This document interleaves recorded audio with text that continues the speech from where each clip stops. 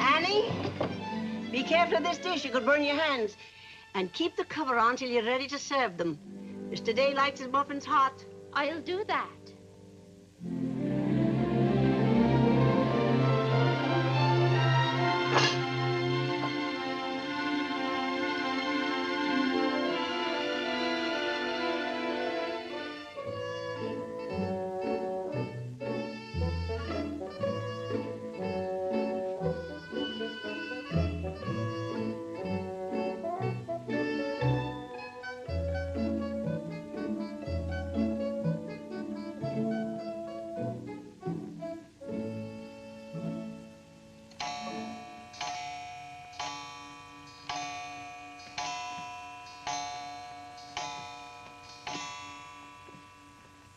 Annie, is the table set for breakfast? Yes, ma'am.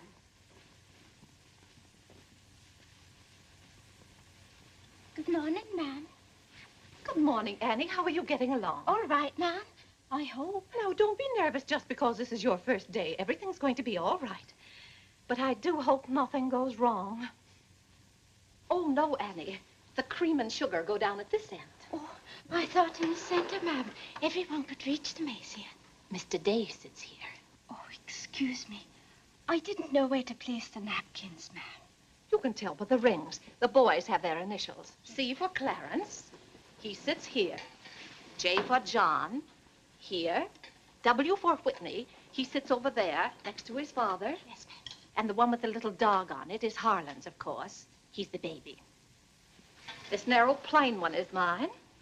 And this is Mr. Day's. It's just like mine, except that it got bent one morning. Oh, and that reminds me, Annie, always have Mr. Day's coffee piping hot. Yes, ma'am. And whenever Mr. Day speaks to you, just say yes, sir. Don't be nervous. You'll get used to him. Yes, ma'am. Oh, that beautiful rubber plant. I'm so glad it came. You mustn't water it every day. Too much moisture makes it very unhappy. Oh, good morning, Mother. I thought you were still upstairs. Good morning, Clarence. Father must be talking to himself. A redhead. Did you sleep well, Mother? Yes, thank you, dear. Golly, I'm hungry. Oh, and Annie, we always start with fruit in the morning, except the two younger boys who have their porridge and milk. Jiminy, another wreck on the New Haven. That always disturbs the stock market. Father won't like that. I do wish the New Haven would stop having wrecks if they knew how it upsets your father. My soul and body, Clarence, what's happened to your coat? Oh, it ripped open again. Margaret mended it for me, but it won't stay mended. Oh, dear. Well, I'll just have to speak to your father about a new suit of clothes. Clarence, why did you take my H2S so far out of our clothes closet? I've told you 100 times that closet's not to make experiments in. Two. Good morning, Mother. John, have you been making those chemical smells again? No, Mother. I'm making an electric battery. It'll ring a bell and everything. You know your father doesn't like electricity. But, Mother, everything's going to be electricity. Not in this house. Oh, God! What's the matter, Claire? What's wrong? Where's my necktie? Which necktie? The one I gave you yesterday. It isn't pressed yet. I forgot to give it to Margaret. I told you distinctly I wanted to wear that necktie today. You've got plenty of neckties. Put on another one right away and come down to breakfast. I don't know what this world's coming to. Mother, may I have my breakfast early? I'm going to play baseball. 3. Whitney, before you leave the house, you have to study your catechism. But, Mother, they're going to let me pitch today. Good morning. Who won? The Giants, 7-3. Buck Ewing hit a home run. Let me see. Boys, don't wrinkle the paper before your father sees it. Mother, could you ask me my catechism now? I think I know it. Well, let's see. What is your name? Whitney Benjamin. Who gave you your... Come and help me down, Mother. There are steps to come down on. Good morning, darling. Good morning, Mother. How's your finger? It itches. Good, that's a sign it's getting better. Come along. Oh. Let's see, what was I doing? Oh, yes, the catechism. Who gave you your name? My sponsors in baptism, wherein I was made a member of Christ, the child of God, and an inheritor of the kingdom of heaven. Mother, if I hadn't been baptized, wouldn't I have any name? Not in the sight of the church. What did your sponsors then for you? They did promise and vow 3 things in my name. First, that I should renounce the devil and all his works, the pomps and vanity of this wicked world, and all the sins and lusts of the flesh. And secondly, that I believe all the articles of the Christian faith. And thirdly, that I should keep God's holy will and commandments and walk in the same all the days of my... Good morning, boys. Good morning. Good morning. Good morning, Father. Morning, Vinny. Have a good night? Yes, thank you, Claire. Good. Sit down, boys. What's that thing doing in here? Claire, that's our new rubber plant. Place for rubber plants is on the equator. Take that object out, Catherine. You're not Catherine? No, sir. Good. Never liked Catherine anyway. Thank you, Clarence. Put it somewhere else, Annie, but not too near a window. Sit down, Harlan. Thank you, dear.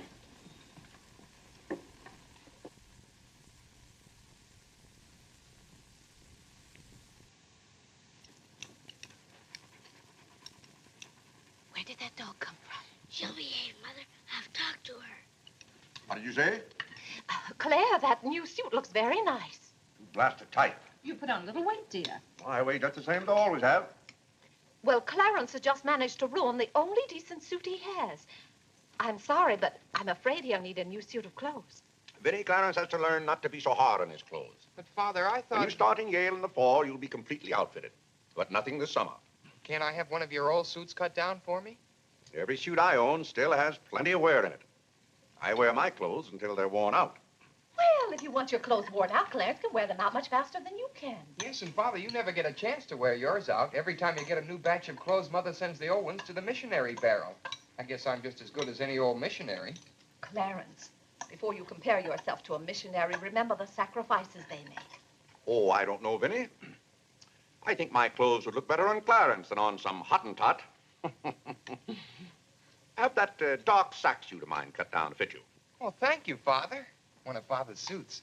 Thank you, sir. In return for that, Clarence, I want you to practice more often on your violin.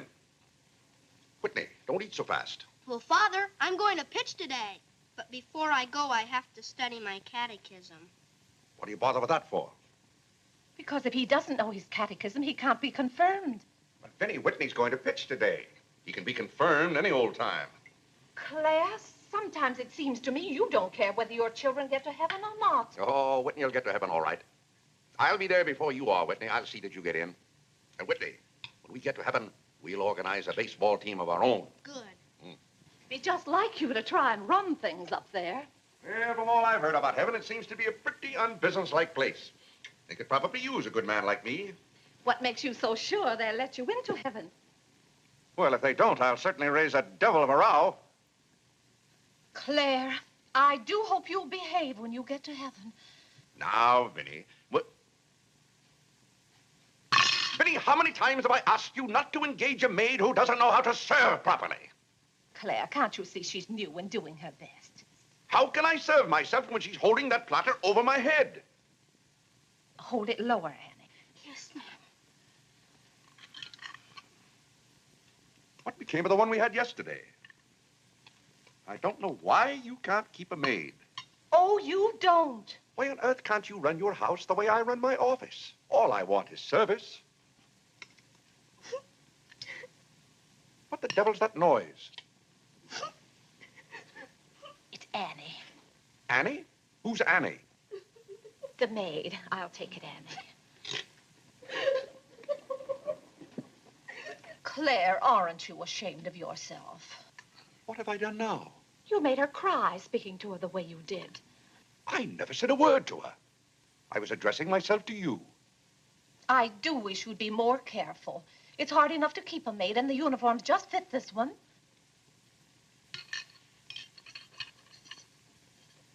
What's the matter, Claire? What's wrong?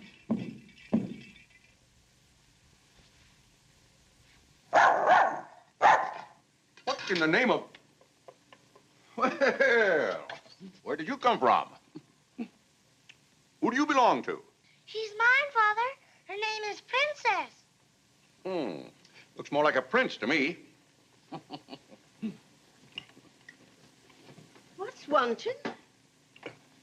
Margaret, this bacon's good. Oh, Well, it's good. Yes, sir. Harlan, how's that finger? Come here, let me see it. Yes, Mother. Ah, yes, that's healing nicely. I guess you'll know the next time that cats don't like to be hugged. It's all right to stroke them, but don't squeeze them. Now go back and finish your oatmeal. I don't like oatmeal. Go on and finish it. It's good for you. But I don't like it. I'll tell you what you like and what you don't like. You're not old enough to know about such things. You've no business not to like oatmeal. It's good. I hate it. That's enough. We won't discuss it. Eat that oatmeal at once.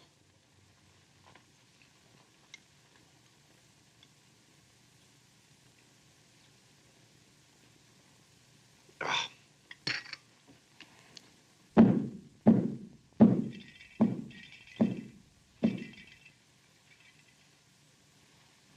John, that letter's for your mother.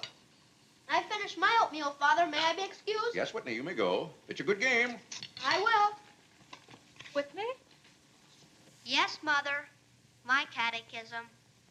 Never mind this morning, darling. Run along. Thank you, Mother. What's wanted? Margaret, what is this? Coffee, sir. It is not coffee. You couldn't possibly take water and coffee beans and arrive at that. It's slops, that's what it is. Slops. Take it away. I come down to this table every morning hungry. Well, if you're hungry, Claire, why aren't you eating your breakfast? I am. Aunt Judith wants me to come up and visit her. Now, Vinny, I want no more relatives in this house. We are going to live here by ourselves, in peace and comfort. Claire, I was saying Aunt Judith wants me to visit her. Oh. Eat your oatmeal, dear. Now, what on earth is this? Dear friend Day, we are assigning you the exclusive rights to Staten Island for selling the Gem Home Pop-Up of popcorn. I think that's for me, Father. But then why isn't it addressed to Clarence Day, Jr.? Oh, it is. I wouldn't get mixed up in popcorn, Clarence. It's too indigestible. Confound it, another wreck on the New Haven. If you please, ma'am, there's $1 due in a package. It's from Lewis and Conger's. Oh, yes, those kitchen knives I ordered. Make a memorandum of that, Vinny. $1, and whatever it was for. Of course, Claire. I must have a record of what is spent running this house. I've never understood what good a record is after the money's gone. There's just $1, Margaret. Vinny, this house must be run on a business basis. Of course, dear. That's what the household accounts are for. Oh, Claire, it's 8:30. You don't want to be late at the office. Plenty of time. Annie, clear the table now. Ma'am, I'll do that. Clarence, John, Yes, Mother? you boys go up and move the small bureau from my room into yours. Who's coming? Cousin Cora, and she's bringing a friend with her, a young girl. A girl? You'll have to help entertain her, Clarence. Oh, Mother, do I have to? Wait till Father finds out we've got visitors. There'll be a rumpus. John, don't criticize your father. He's very hospitable. After he gets used to the idea. I like coffee, I like tea, I like the girls, and the girls like me. Well, I don't like girls, and they don't like me. Oh, God! Go on, boys, go on. What's the matter, Claire? What's wrong? How did that get in this room? Now, Claire, how was the new maid to know? Keep that abomination out of here. All right, I'll take it. Oh, Claire, dear, I'm afraid I'm going to need some more money. You were complaining about the coffee this morning. Well, that nice French drip coffee pot is broken, and you know how it got broken. Never mind that, Vinny. As I remember, that coffee pot cost $5 and something. I'll give you $6. When you get it, Vinny, enter the exact amount in the ledger. Of course, Claire. We can't go on month after month having the household accounts in such a mess. No, and I've thought of a system that will make my bookkeeping perfect. Well, I'm certainly relieved to hear that. All we have to do is open charge accounts everywhere, and the stores will do my bookkeeping for me. Now, wait a minute, Vinny. Then, when the bills come in, you'd know exactly where your money had gone. Yes, I certainly would. Vinny, we get enough bills as it is. Claire, dear, don't you hate those arguments we have every month? I certainly do. Not to have those, I should think, would be worth something to you. Well, I'll open an account at Lewis and Conger's and one at McCreary's to start with. Thank you, Claire. We'll see how it works out. Thank you. Oh, the rector's coming to tea today. The rector? Well, I'm glad you warned me. I'll go to the club. Don't expect me home until dinner time. Claire, dear, I do wish you'd take a little more interest in the church. Getting me into heaven is your business, Vinnie. If there's anything wrong with my ticket when I get there, you can fix it up. Everybody loves you so much, I'm sure God must too. I'll do my best, Claire. It wouldn't be heaven without you. If you're there, Vinnie, I'll manage to get in some way, even if I have to climb the fence. Sweet Marie, come to me, sweet Marie. Margaret, Margaret. Oh, yeah! What's the matter, Claire? What's wrong? Why did God make so many dumb fools and Democrats? Oh, politics. Yes, but it's taking the bread out of our mouths. Huh. Honest Hugh Grant. Honest, bah. Fine mayor you've turned out to be. If you can't run this city without raising taxes every 5 minutes, you'd better get out. Let someone who can. Richard Croker's running this town, and you're just his cat's paw. Tell me this. Are these increased taxes going into public improvements, or are they going into graft? Answer me that honestly if you can, Mr. Honest Hugh Grant. You can't. I thought so. Bah. Don't order dinner. You were elected to office on the promise that you would put an end to all this thievery and corruption. Have you put an end to it? No. You've encouraged it. Every day there's some new raid on the public treasury. If you don't stop plundering the pocketbooks of the good citizens of New York, we're going to throw you and your boodle board of aldermen out of office.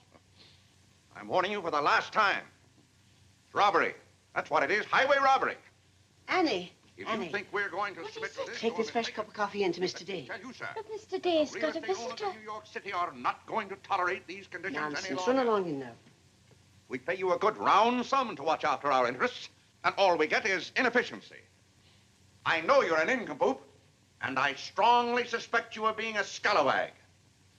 You're not going to escape your legal responsibilities. Legal responsibilities? By gad, I mean criminal responsibilities. Don't think for 1 minute we're going to let you escape. We're going to throw you into jail.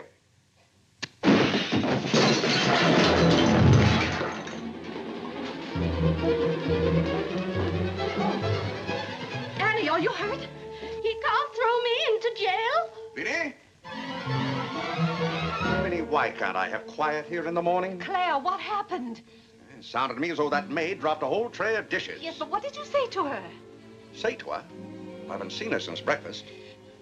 I've got to get to the office. Oh, yes, Claire, you don't want to be late. I'll be home in plenty of time for dinner. Why don't we have chicken fricassee tonight? Well, Claire, chicken's gone up. It's 8 cents a pound.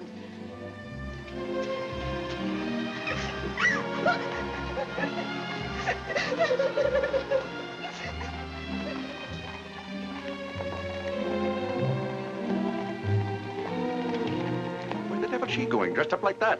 Claire, you've done it again. How could you? How could I what? Can't you see she's leaving? Dear, I've no time to engage a new maid. We'll have to have dinner out. Dinner out? Nonsense. I'll engage a new maid myself. Claire, you can't. She has to fit the uniforms. I'll have one here in an hour. Goodbye, dear. Bye. Good morning, Mr. Day. On your way to the office? Yes, Clarence. Good morning. Mrs. Day? Good morning, Mr. Day. Good morning, Jim.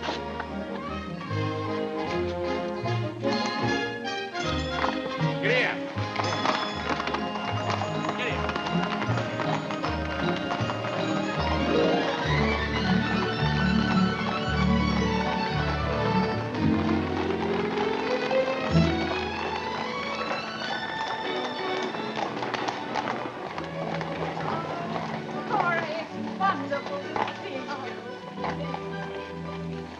Vinnie, I declare you're getting younger and prettier every year. Oh, this is Mary Skinner. It's Skinner's daughter. My goodness, I never would have known you.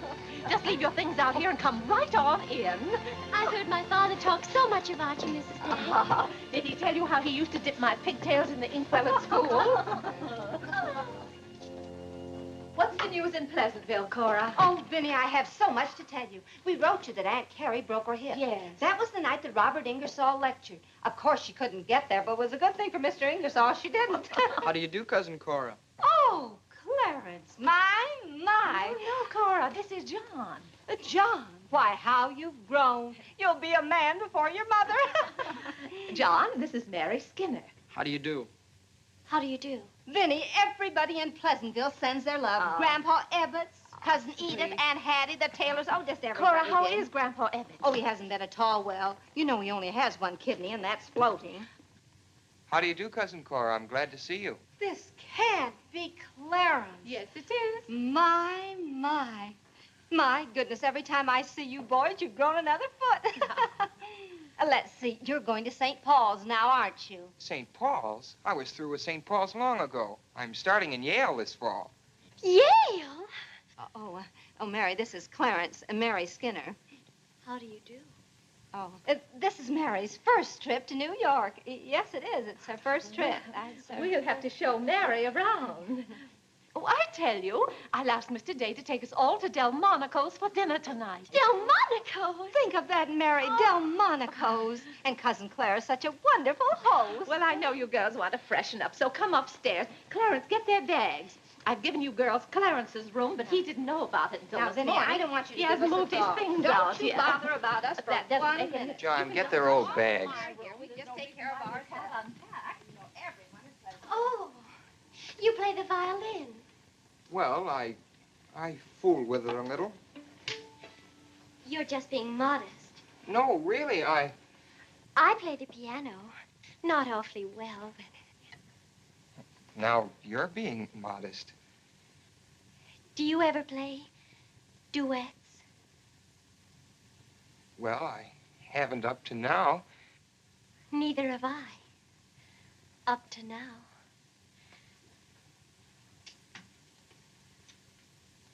Cora didn't tell me about you. I never met a Yale man before.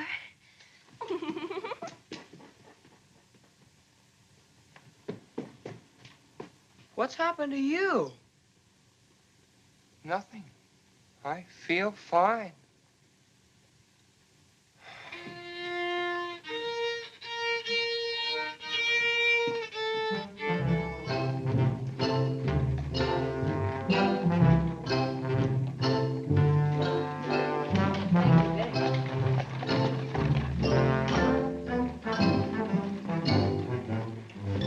Where do you keep them? Do you wish a domestic servant? Where do you keep them? I will take your name and address. Confound it, I'm late at the office now. If you will give me the details as to what kind of person you require. I'm asking you where you keep them. Why, the girls are in there, but clients are not allowed in that room. If you will tell me the kind of a position you wish to have filled, I will be very glad to...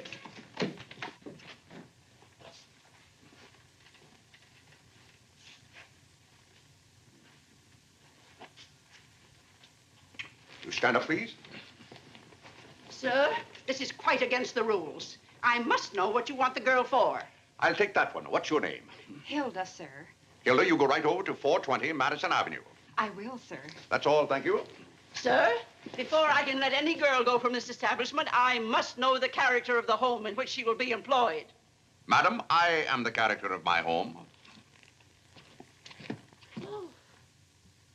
My duty toward my neighbor is to love him as myself and to do unto all men as They should do unto me. they should do unto me. He really knows it. Well, he's done very well for so young a boy. May I go now? Yes, darling. Thank you, Dr. Lloyd. Not at all. Come on, Harlan. Wait for me. Ah, you and Mr. Day must be very proud of your children. I was hoping I'd find Mr. Day at home this afternoon. Well, he's usually home from the office by this time. Perhaps he's gone for a gallop in the park. It's such a fine day. He's very fond of horseback riding, I believe. Oh, yes. Tell me, has he ever been thrown from a horse? Oh, no. No horse would throw Mr. Day. I just thought he might have had some accident. I notice he never kneels in church. Oh, that's no accident. But I don't want you to think he doesn't pray. He does. Why, sometimes you can hear him all over the house. But he never kneels. Ah, perhaps that's Mr. Day now. I hardly think so. Oh, the devil, I forgot. Claire, you're just in time for tea. I'll send for some hot water. How are you, Dr. Lloyd? It's a great pleasure to have a visit with you, Mr. Day. Mother, are they back yet? No, Clarence, no. Except for a brief glimpse on the Sabbath, I don't see much of you. Well, Claire, did you have a busy day at the office? Devilishly busy. Claire. A very busy day. Tired out. How a man can get tired just sitting at a desk all day, I don't know. I suppose Wall Street is just as much a mystery to you as it is to me, Dr. Lloyd. No, it's all very clear to me. My mind often goes to the businessman. The picture I'm most fond of is when I envision him at the close of the day's work. I see him pausing in his toil, and it comes over him that all those figures of profit and loss are without importance or consequence. Vanity and dust. Well, I'll be... Claire? Yes, ma'am. Delia, some more hot water, please. Yes, ma'am. Who's that? The new maid. Where's the one I sent this morning? The uniform didn't fit. I like the one I picked out better.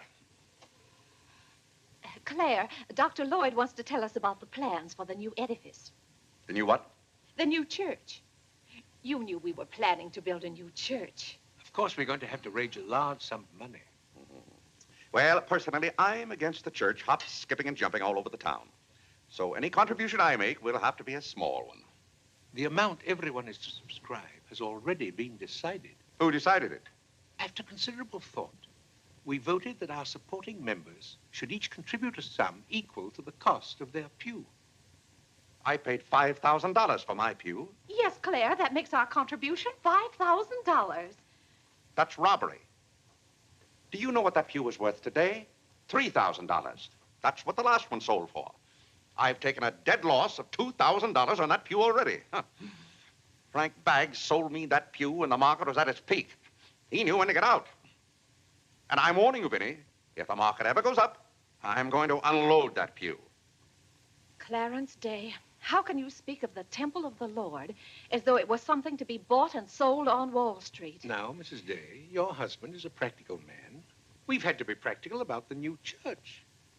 We have all the facts and figures. Oh? What's the property worth where we are now? Oh, let's see. Is it $40,000? I know the figure has a 4 in it. What's the new piece of property going to cost you? I think the figure I heard mentioned was $85,000.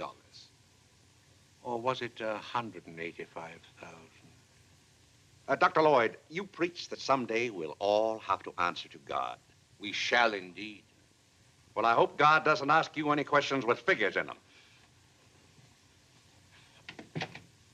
Mrs. Day is in the living room. Thank you. It's Cousin Cora. She's passing through town. Oh. Well.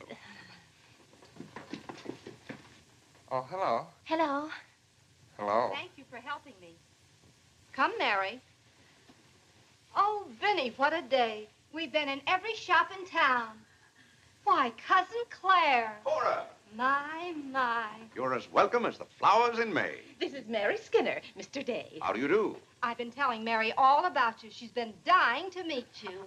Well. Dr. Lloyd, I want you to meet my favorite cousin, Miss Cartwright. How do you do? And this is Mary Skinner. Miss Skinner, Dr. Lloyd. How do you do? How do you do? Well, this seems to be a family reunion. I'll just run along.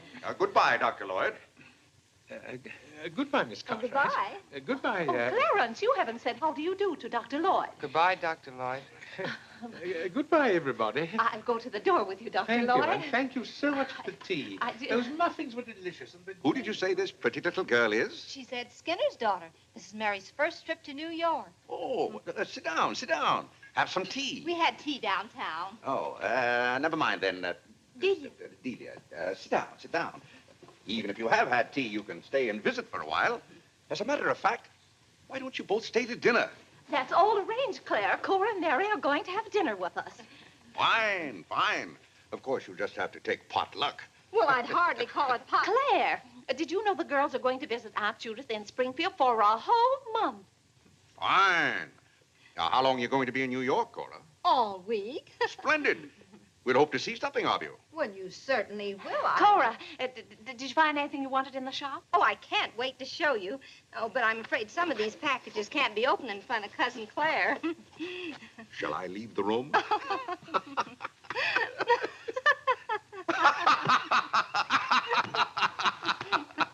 Oh, Clarence, would you take the packages in the hall up to our room, or should I say your room? Wasn't it nice of Clarence to give up his room to us for a whole week? Cora, come on, I just can't wait to see what's in those packages. Well, we'll be back soon. Vinny, I wish to speak to you before you go upstairs. I'll be down in just a minute, Claire. I wish to speak to you now. I'll be up in just a minute, Cora. It's all right, Vinny. Come along, Mary. Are those two women encamped in our house? Now, Claire. Answer me, Vinny. Now, Claire, you know... Answer me! Just a minute. Clarence.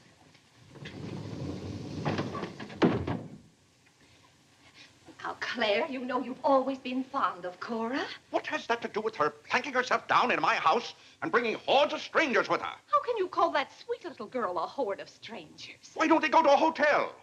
New York is full of hotels built for the express purpose of housing such nuisances. Claire, two girls alone in a hotel? Why, who knows what might happen to them? All right, then put them on the first train. They want to roam with the gypsies? Lend them a hand. Keep them roaming. But, Claire, they're just staying in that little room of Clarence's. The trouble is they don't stay there. They stay in the bathroom. Every time I want to take my bath, it's full of giggling females, washing their hair. I tell you, I won't have it. Send them to a hotel. I'll pay the bill gladly, but get them out of here. Father, I'm afraid they can hear you upstairs. Then keep those doors closed. Clarence, you open those doors. Open them all the way. Now, Claire, you be quiet and behave yourself. They're here, and they're going to stay here. That's enough, Vinny. I want no more of this argument.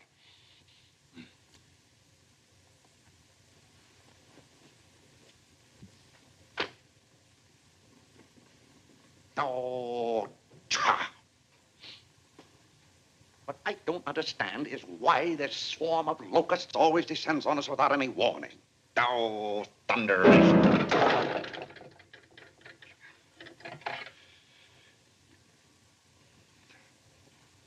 Vinny. Dear Vinny.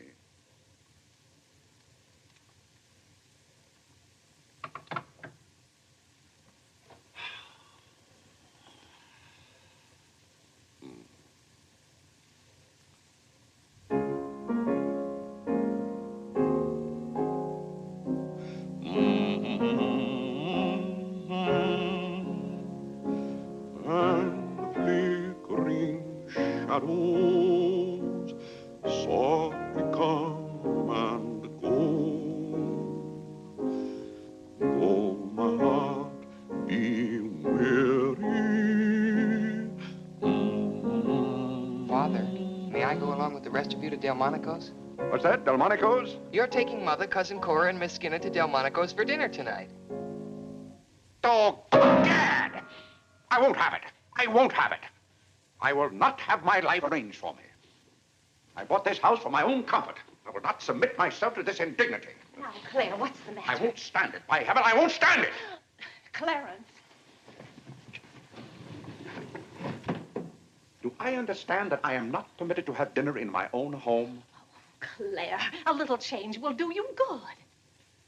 I have a home to have dinner in, and any time I can't have dinner at home, this house is for sale. Well, Claire, you can't have dinner here tonight because it isn't ordered.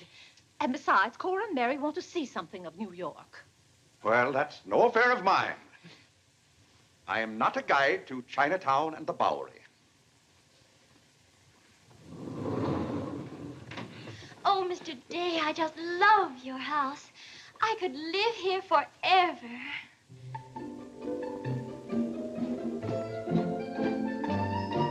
Cora's waiting for you, Mrs. Day. Oh, yes, I'll run right up.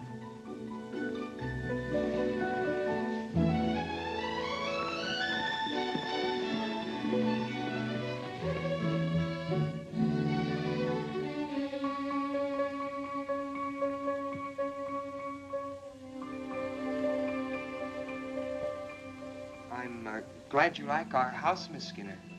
I like it very much, Mr. Day. Praise from a stranger is approbation indeed. At home, our living room is green. I like green. I like green, too. Red's my favorite color. It's an interesting thing about colors. Red's a nice color in a house, too, but outside, too much red would be bad. I mean, for instance, if all the trees and the grass were red. Outside, green's the best color. That's right. I never thought of it that way. But when you do think of it, it's quite a thought. I bet you make your mark at Yale. Oh. My mother wants me to go to college. Do you believe in girls going to college? I guess it's all right if they want to waste that much time. Before they get married, I mean. I'm glad you're fond of music, Mr. Day. Oh, hello. Look, a new youth companion. John enjoys the youth's companion. John.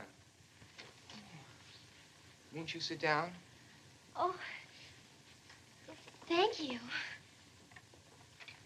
It tells all about connecting batteries in series. John, Miss Skinner and I were talking. Oh, that's all right. You won't bother me. Jiminy, there's where I made my mistake. I didn't mix enough blue vitriol with it.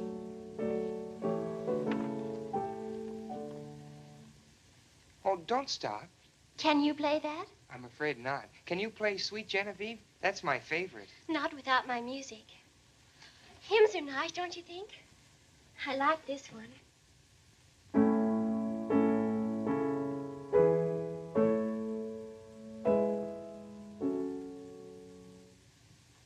That's funny.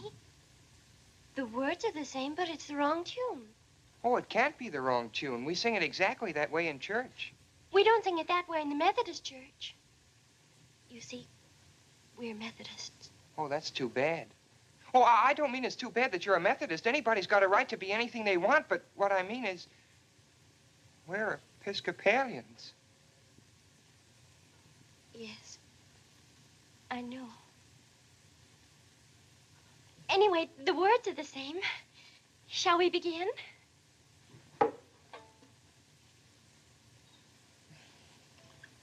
Now.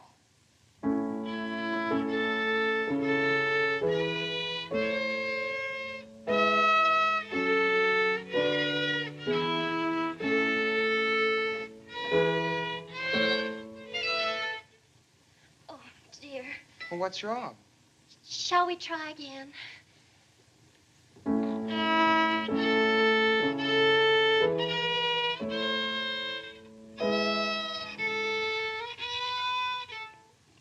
It must be my fault. Oh, no, it's my fault. No, you're the Episcopalian.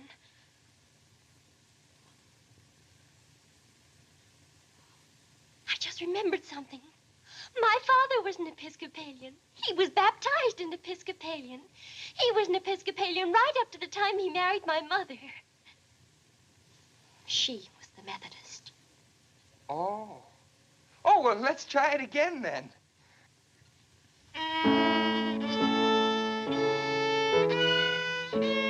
Well, Clarence, if you're going to Delmonico's with us, you'd better get dressed. Am I going too? Jiminy. Thank you, Father. Be ready in just a minute, Mother. Minnie, that young lady looks about the same age you were when I came out to Pleasantville to rescue you. Rescue me? You came out there to talk me into marrying you. Well, it worked out just the same. Ah.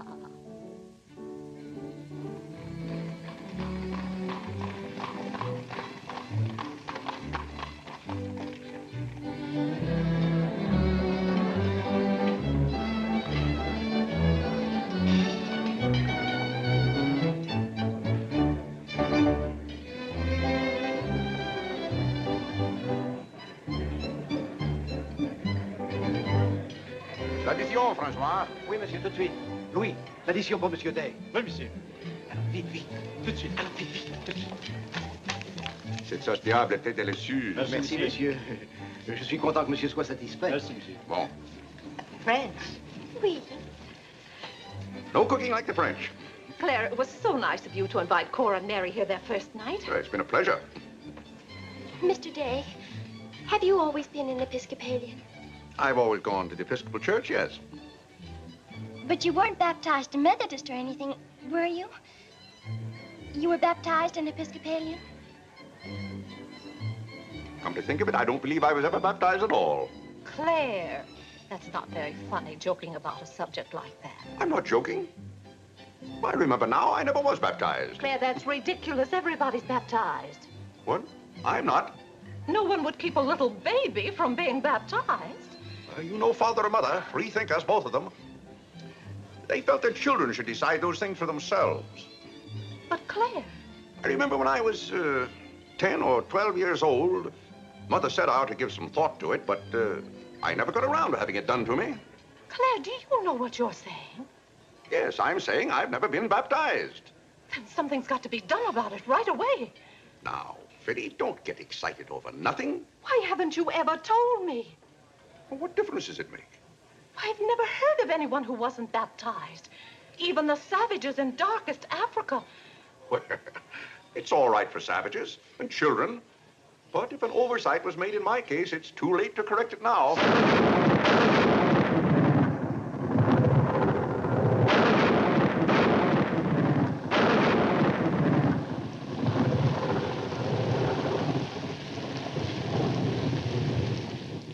What if you're not baptized? You're not a Christian. I confound it, of course I'm a Christian. A mighty good Christian, too. A lot better Christian than those psalm singers in church. But you can't be if you won't be baptized. I won't be baptized, and I will be a Christian. I'll be a Christian in my own way. Claire, don't you want to meet us all in heaven? Of course, and I'm going to. But you can't go to heaven if you're not baptized. Ah, that's a lot of folderol.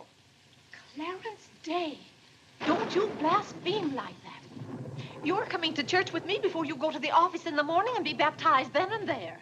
Vinny, don't be ridiculous. If you think I'm going to stand there and let Dr. Lloyd splash water on me at my age, you're mistaken.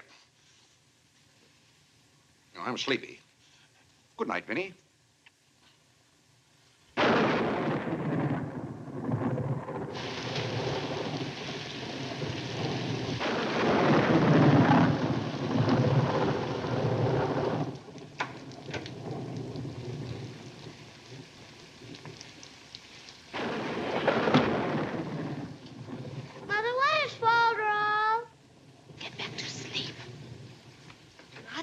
Yes, Whitney. If Father hasn't been baptized, he hasn't any name.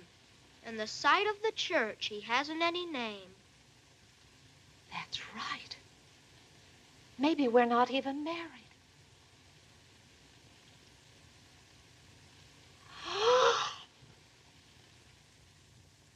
We, thine unworthy servants, do give thee most humble and hearty thanks for all thy goodness and loving kindness to us and to all men. We bless thee for our creation, preservation, and all the blessings of this life. But above all, for thine inestimable love in the redemption of the world by our Lord Jesus Christ.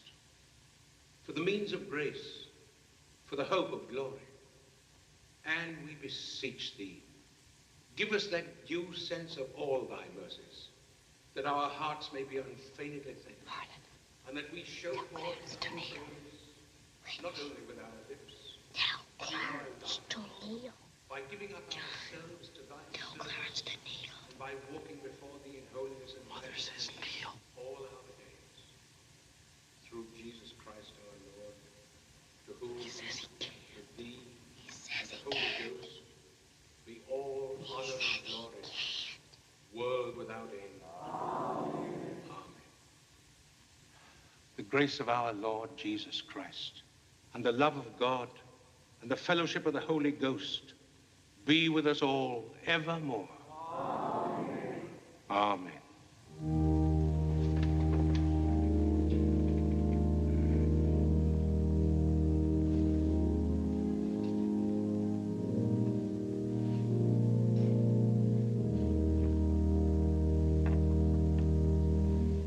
And so, my friends, what comfort and security it gives us when we have reached the age of understanding to know that the rite of baptism has not been neglected in our infancy or youth.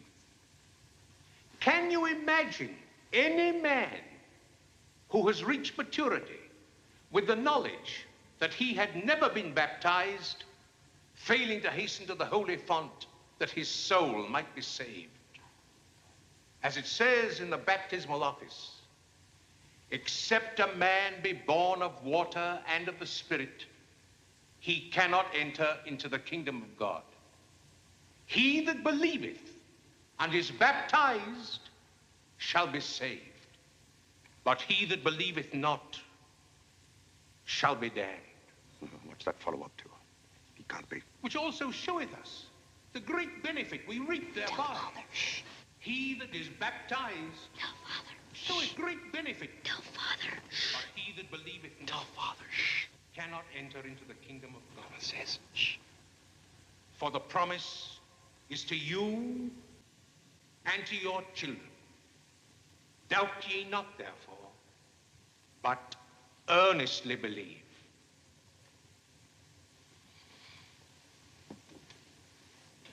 In the name of the Father, and of the Son, and of the Holy Ghost.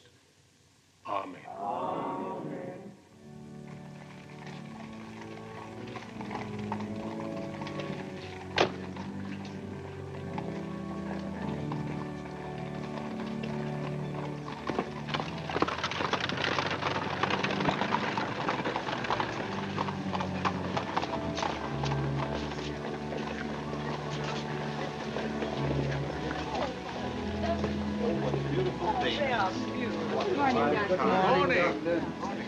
This is William Tyler Wickersham. And this is Wilhelmina Eugenia Wickersham. What a lovely day for them to be baptized. The happiest day of my life. Sure it is. A lovely set. Thank you, Melinda.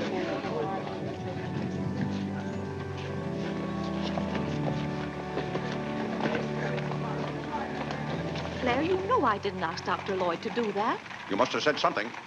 Well, I had to find out from him if we were really married. I am married and I'm not baptized. And as far as I'm concerned, the whole congregation can know it. They certainly know it now. That suits me. I don't go to church to be preached at as though I were some lost sheep. Claire, you don't seem to understand what the church is for. Minnie, if there's one place the church should leave alone, it's a man's soul.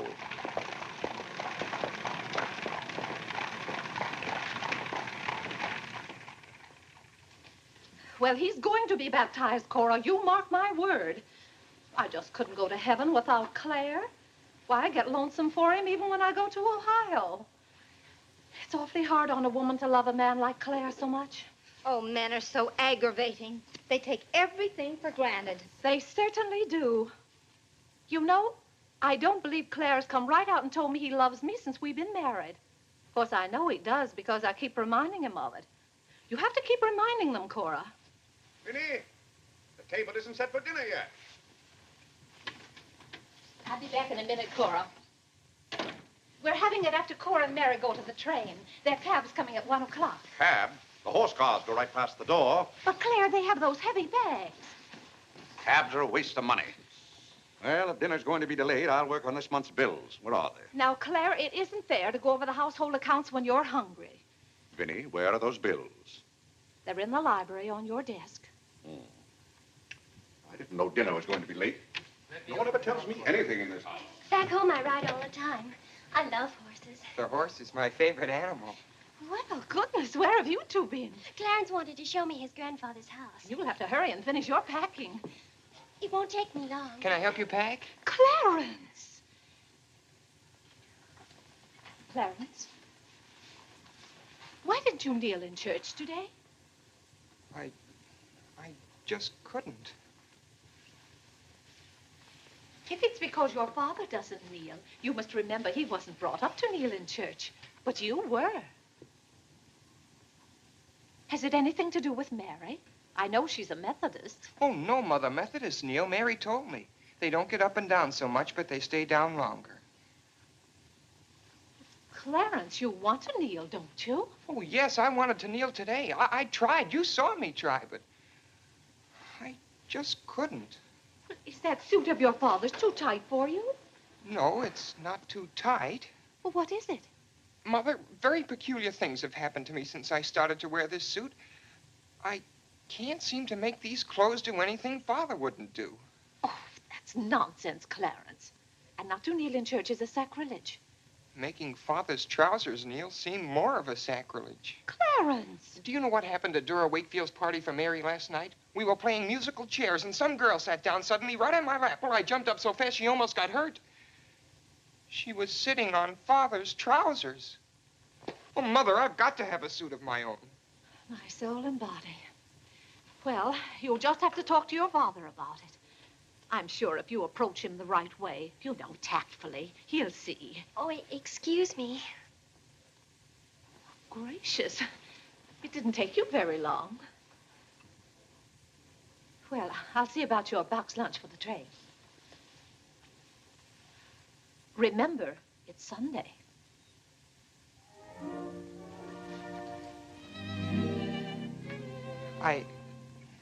I was hoping we could have a few minutes together before you left. Cora had so much to do, I wanted to get out of her way. Well, didn't you want to see me? I did want to tell you how much I've enjoyed our friendship. Oh, hello. Mother told us to sit in the living room till dinner's ready. Not on the best sofa. Hello. Hello. Have you ever been out on our porch? Oh, yes. Well, let me show it to you. It's awfully hard to grow up in a family with children. My, I've never known a week to pass so quickly. Why, Yes? Yes? You're going to write me when you get to Springfield, aren't you? Of course. If you write me first. But you'll have something to write about, your trip and Aunt Judith and how things are in Springfield. You write me as soon as you get there. Maybe I'll be too busy. Maybe I won't have time. Well, you find the time. Let's not have any nonsense about that. You'll write me first and you'll do it right away, the first day. How do you know I'll take orders from you? I'll show you.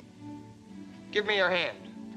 Why should I? Give me your hand, confound it. What do you want with my hand? I just wanted it. What are you thinking about? I was just thinking. About what? I was hoping you'd write me first, because that would mean you liked me. Well, what's my writing first got to do with liking you? You do like me then. Of course I do. I like you better than any girl I ever met. But you don't like me well enough to write first. Well, I don't see how one thing's got anything to do with the other. But a girl can't write first because she's a girl. Well, that's nonsense. If a girl has something to write about and a fellow hasn't, there's no reason why she shouldn't write first. You know, the first few days I was here, you'd do anything for me. And then you changed. You used to be a lot of fun. Then all of a sudden you turned into an old sober sides. Why, you even dress like an old sober sides. What's the matter? I just happened to remember something. What? Oh, I know. It's because this is the last time we'll be together. Mary, please. But, Clarence, we'll see each other in a month when I come back.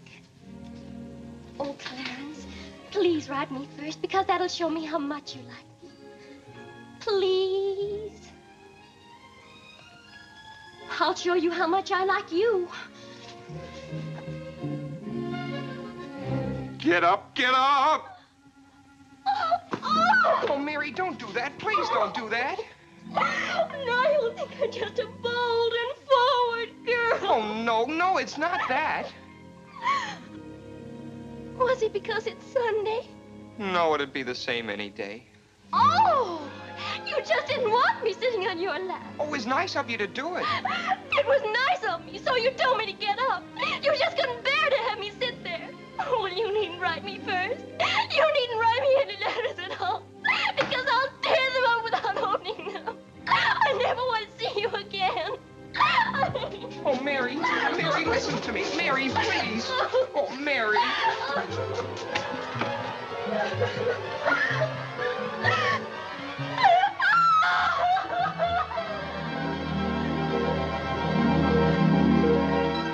Clarence! Yes, Father? That young lady's crying. She's in tears. What's the meaning of this? I'm sorry, Father. It's all my fault. Nonsense. What's that girl trying to do to you? Oh, no, she wasn't. It was... Well, whatever the quarrel was about, Clarence, I'm glad you held your own. Father, I have to have a new suit of clothes. You've got to give me the money for it. Young man, do you realize that you're addressing your father? I'm sorry, Father. I apologize. But you don't know how important this is to me. A new suit of clothes is so important. Oh, why should... Clarence, has your need for a new suit of clothes anything to do with that young lady? Yes, Father. Why, Clarence. Why, this comes as quite a shock to me. What does, Father? For you are being so grown up. Still, I might have known if you were going to college this fall. Yes, you're at the age when you'll be meeting girls. Clarence, there are things about women that I think you ought to know. Sit down.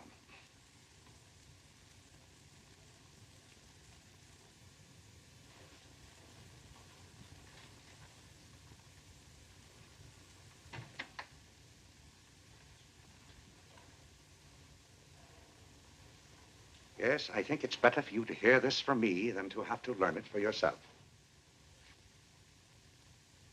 Clarence, women aren't the angels that you think they are. Well, now, first let me explain this to you. You see, Clarence, we men have to run this world, and it's not an easy job. It takes work, and it takes thinking. A man has to reason things out. Now, you take a woman. A woman thinks... No, I'm wrong right there. A woman doesn't think at all. She gets stirred up. And she gets stirred up over the most confounded things. Now, I love my wife just as much as any man, but that doesn't mean that I should stand for a lot of falderall. By gad, I won't stand for it. Stand for what, Father? That's the one thing I shall not submit myself to. Clarence, if a man thinks a certain thing is wrong, he shouldn't do it. If he thinks it's right, he should do it. Now, that has nothing to do with whether he loves his wife or not. Who says it has, Father? They do. Who, sir? Women. They get stirred up. And then they try to get you stirred up, too. But don't you let them do it, Clarence. Don't you let them do it. Now, if you can keep reason and logic in the argument, well, a man can hold his own, of course. But if they can switch you, pretty soon the argument's about whether you love them or not. I swear I don't know how they do it. But don't you let them, Clarence. Don't you let them. I see what you mean so far, Father. If you don't watch yourself, love can make you do a lot of things you don't want to do. Exactly. But if you do watch out and know just how to handle women, then you'll be all right. All a man has to do is be firm. You know how sometimes I have to be firm with your mother. Yes, but Father, what can you do when they cry? Well, that's quite a question. You just have to make them understand that what you're doing is for their good. I see. Now, Clarence, you know all about women.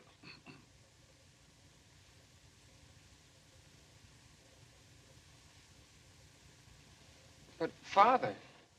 Yes, Clarence? I thought you were going to tell me about... About what?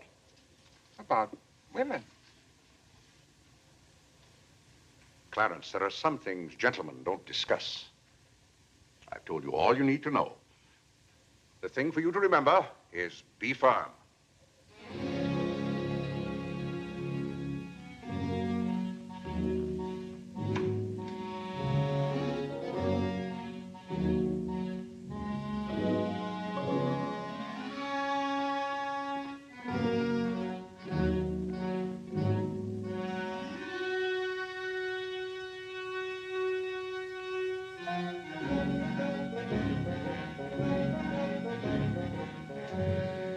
Mary, when you get to Springfield, the very first thing you...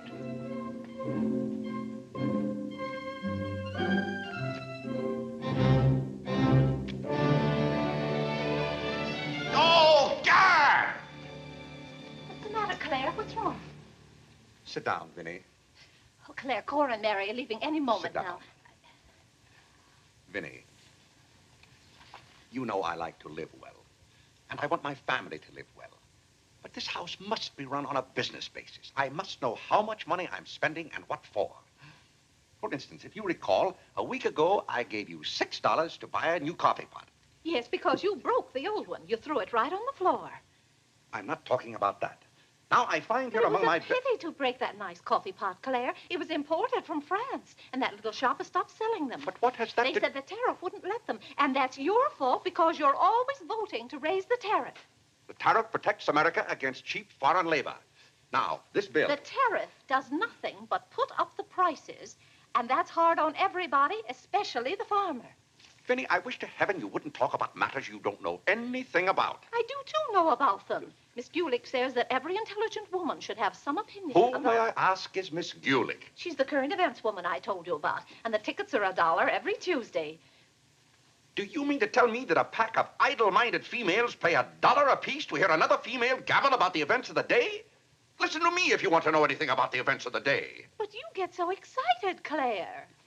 And besides, Miss Gulick says that our president, whom you're always belittling, prays to God for guidance. Vinny, what happened to that $6? What $6? I gave you $6 to buy a new coffee pot. Now I find that you apparently got one at Lewis and Conger's and charged it. Here's the bill. One coffee pot, $5. So you owe me $1, and you can hand it right over. I'll do nothing of the kind. What did you do with that $6? Well, Claire, I can't tell you now, dear. Why didn't you ask me at the time?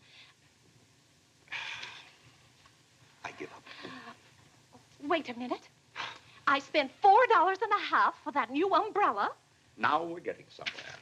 One umbrella, $4.50. And that must have been the week I paid Mrs. Tobin for 2 extra days washing. Mrs. Tobin. That's $2 more. That $2. makes $6.50, and that's another 50 cents you owe me. I don't owe you anything. What you owe me is an explanation of where my money's gone. I do the best I can to keep down expenses. You know yourself, Cousin Phoebe spends twice as much as we do. Don't talk to me about your cousin Phoebe. You talk about your own relatives enough. That's not fair, Vinny. When I talk about my relatives, I criticize them. I can't even speak of Cousin Phoebe. You can speak of her all you want to. But I won't have Cousin Phoebe or anyone else dictating to me how to run my house. I didn't say a word about her dictating. Claire, you know she isn't that. You said... Well, I don't know what you said now. You never stick to the point. Now, we're going over this account book, item by item. I find here a bill for $38. I don't know what you expect of me. I tire myself out chasing up and down those stairs all day long, trying to look after your comfort, to bring up our children. I do the mending and the marketing. Now you want me to be an expert bookkeeper, too.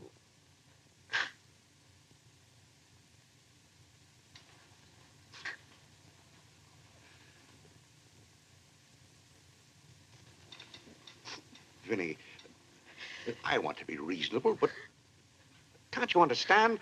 I'm doing all this for your own good. Oh.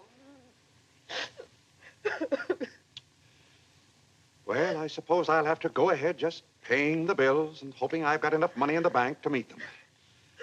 But it's all very discouraging. I'll try to do better, Claire. Well, that's all I'm asking. Well, I'll make out the checks and sign them. But maybe I haven't any right to sign those checks since in the sight of the Lord I haven't any name. That's right. Claire, to make those checks good, you'll have to be baptized right away. Vinny, the bank doesn't care whether I've been baptized or not. Well, I care. And no matter what Dr. Lloyd said, I'm not sure we're really married. Vinny, we have 4 children. If we're not married now, we never will be. Claire, Dr. Lloyd said this morning. Well, that's all, Vinny. Hadn't you better go tell Whitney to watch for the cab? Not before you give me that $1.50. What $1.50? The $1.50 you owe me. I don't owe you any $1.50. I gave you money to buy a coffee pot for me, and somehow it turned into an umbrella for you. Why, Clarence Day, what kind of man are you? Quibbling about $1.50 when your immortal soul is in danger. And what's more, All right. All right.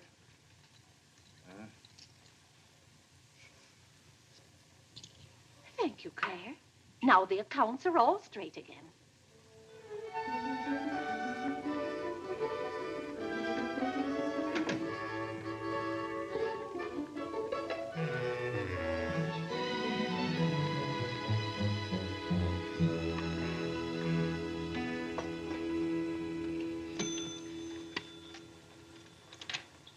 What were you doing down there? I'm setting up this new burglar alarm. I invented it myself. Have you got any money you can lend me? No, you owe me 30 cents now. Well, I'll give you my stamp collection and my piece of John Wilkes Booth's finger. How much? Enough to get a new suit of clothes? If you can wait a month till I hear from the patent office in Washington, I may be rich. Oh, I can't wait that long. Maybe I could get it sooner. I'm going to look into something else tomorrow. Wanted, an energetic young man to sell household necessity. Liberal commission. Apply 312. What? John, let me have this job. Why should I give you my jobs? They're hard to get. But I've got to get a new suit of clothes. Maybe I could get the job for both of us. I'll ask the man.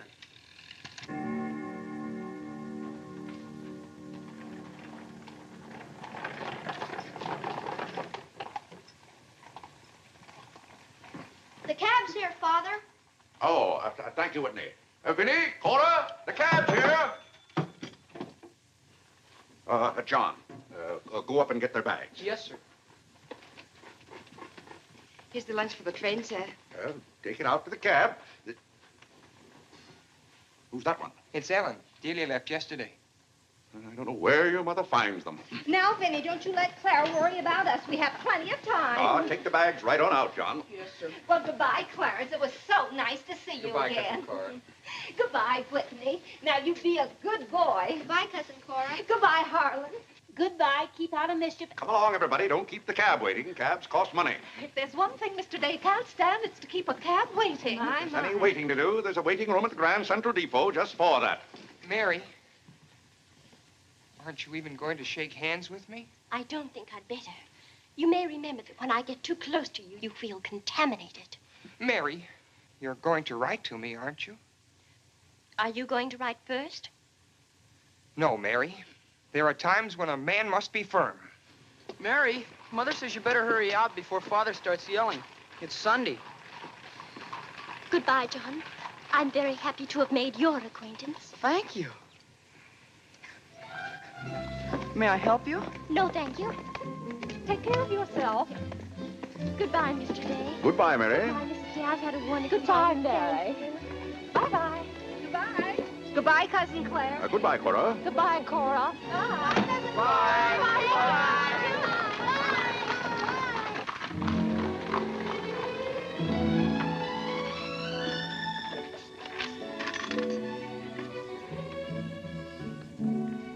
Dear Mary.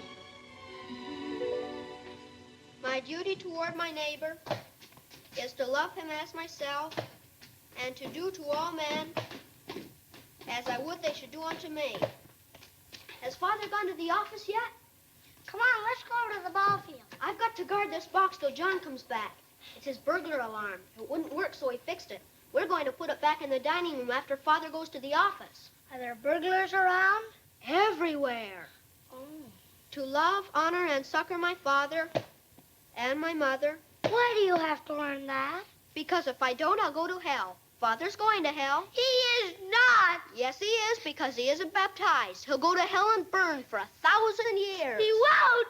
He He'll won't. be in a lake of fire and brimstone, and 1,000 devils with pitchforks will be poking at him. No, Mother, don't let the... Father will hear you. No, I don't. Oh, come on, ye faithful. Oh, come on, ye What's that faithful. noise? Just singing, Father. You boys be quiet. You know your mother isn't feeling well. Yes, Father.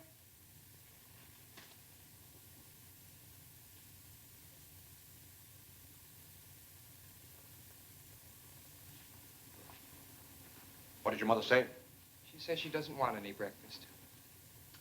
Now, why does your mother do that to me? She knows it just upsets my day when she doesn't come down to breakfast. A special delivery, sir. Thank you. Thank you. Where's John this morning? Well, John had his breakfast early, Father, and went out to see about something. See about what? Well, John and I thought we'd work this summer and earn some money. Good. Work never hurt anyone. It's good for them. But if you're going to work, work hard. King Solomon had the right idea about work. Whatever thy hand findeth to do, Solomon said, do thy doggonedest. Well, I don't understand this at all. Here's a letter from some woman I never even heard of. Oh, Father. Oh, Gad! What is it, Father? This woman claims that she sat on my lap and that I didn't like it. Huh. What's that word? No, that one down there. It looks like curiosity. Oh.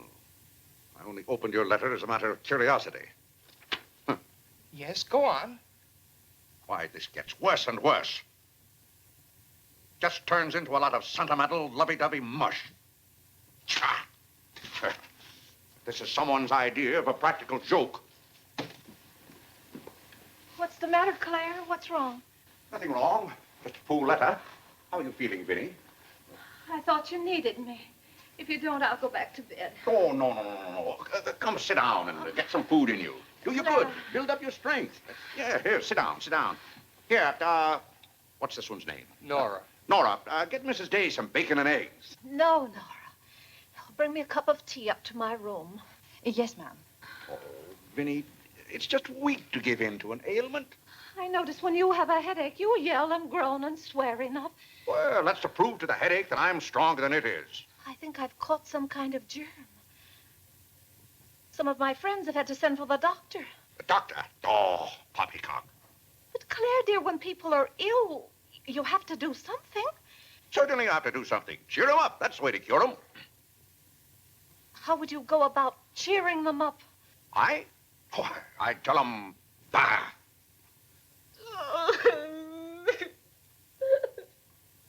What have I done now? Oh, Claire, hush up.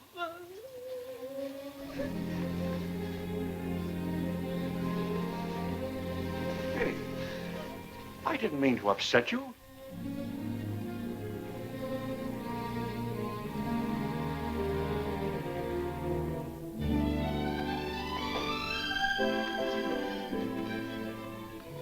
Dear Clarence.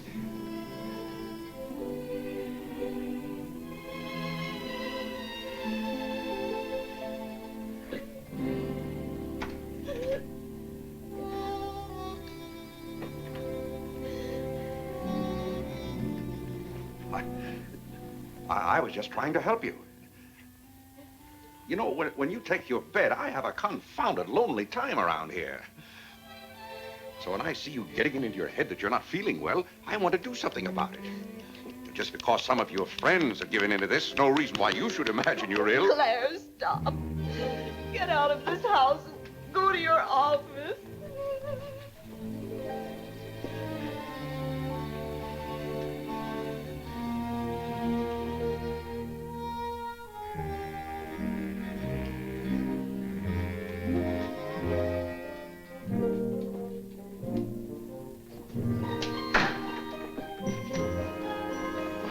Did you get the job? Yes, for both of us. Look, I've got it with me.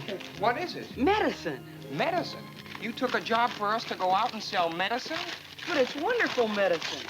Look what it cures. A sovereign cure for colds, coughs, catarrh, asthma, quinsy, and sore throat. Poor digestion, summer complaint, colic, dyspepsia, heartburn, and shortness of breath. Lumbago, rheumatism, heart disease, giddiness, and women's complaints. Nervous prostration, St. Vitus dance, jaundice, la grippe, proud flesh, pink eye, seasickness, and pimples. It's made from a secret formula known only to Dr. Bartlett. We get 25 cents commission on every bottle we sell, and he's giving us the territory of all Manhattan Island. Well, lots of fathers and mothers' friends have some of those diseases. Let's start out by calling on them. Yes. Oh, what if they ask us if we use it at our house? Oh, yes, it would be better if we could say we did. Excuse me? Oh, is that the tea for Mrs. Day? Yes. Oh, I'll take it up to her. Thank you. Right away now, while it's hot. What's the matter with Mother? I don't know. She was just complaining. Say, it says here it's good for women's complaints. Here.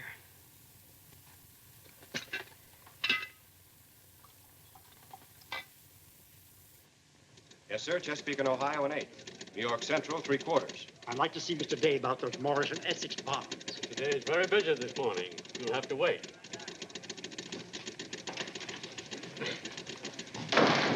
Where's Father? Well, Master Whitney, have you come to pay us a visit? Where's Father? He's busy in his office with a customer. Master Whitney! But, Mr. Day, the president of the firm has told... Father, you have to come home right away. What's the meaning of this?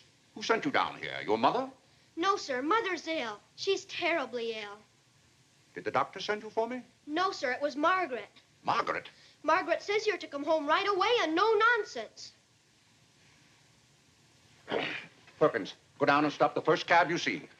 A cab, sir? For you, Mr. Day? Yes, I want a cab, and no nonsense. Yes, sir. I'm sorry, Mr. Hopkins.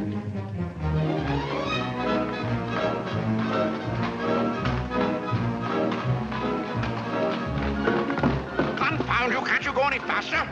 All right. Get up. Get up there, do you hear me? Get up!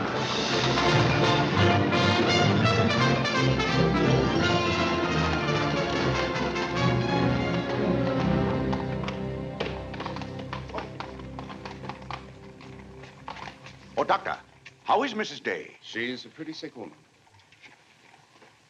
Oh, what's wrong with her? Well, do you know or don't you?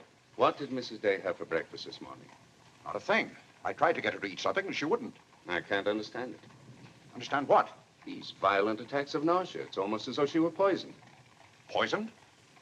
Let me take your cab. I'll try not to be gone more than 10 or 15 minutes. And, Mr. Day, you're not to go into a room. You'd better get her well. Right away, or you'll hear from me. Turn west on 47th Street. Get up, get up.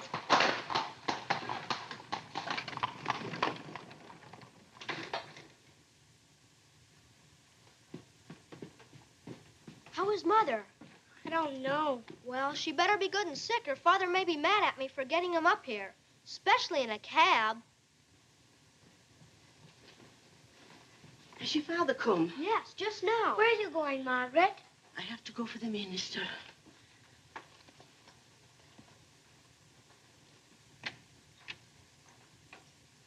I guess the minister's coming to baptize Father, so I won't have to go to hell. You can't be baptized in a house. You've got to have water. We have lots of water. Not the right kind.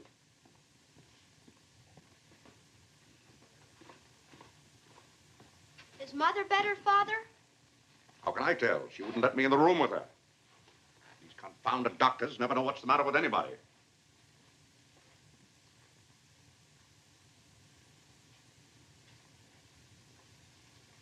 Father, Yes? Mother's going to get well, isn't she? Of course she's going to get well. Father, may we come in? It's lonesome without Mother. Yes, it is, Harlan. It's lonesome. Come in, boys.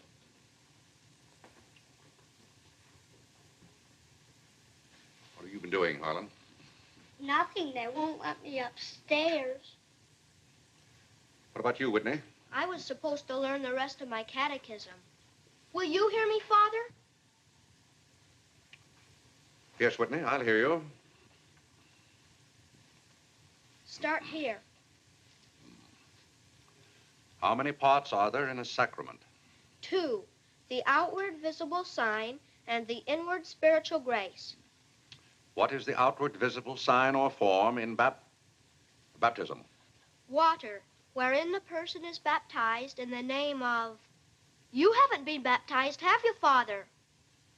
Whitney, what is the outward visible sign? Water, wherein the person... You don't know it well enough, Whitney. You'd better go and study it some more. You want me to read to you, Harlan? Father, are they going to put you into hell? Whitney, take Harlan with you.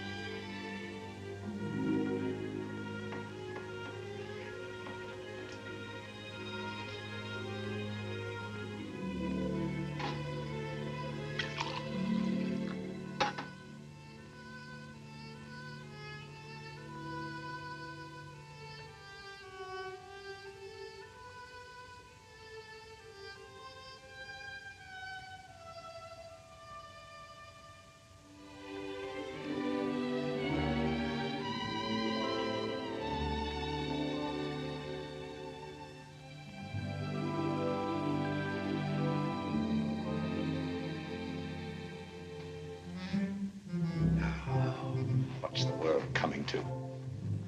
Everybody's sending for doctors. Doctors don't do you any good. Only make you feel worse. All poppycock. Who's ringing that bell? Stop that noise! Stop it, I say! What idiot's ringing that bell? Mr. Day, we must all be quiet. Mrs. Day is very ill. I know she's ill. Go up and see if she needs anything. And what are you doing out of the house? Send for the minister. The minister? He'll be right in. He's paying off the cab.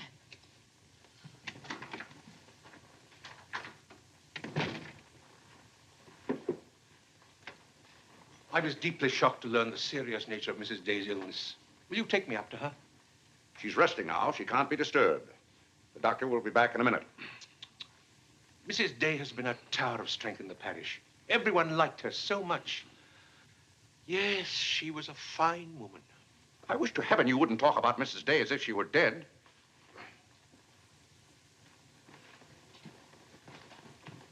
Is the doctor back yet? No. Does she need him? Well, she's kind of restless. She's talking in her sleep and twisting and turning.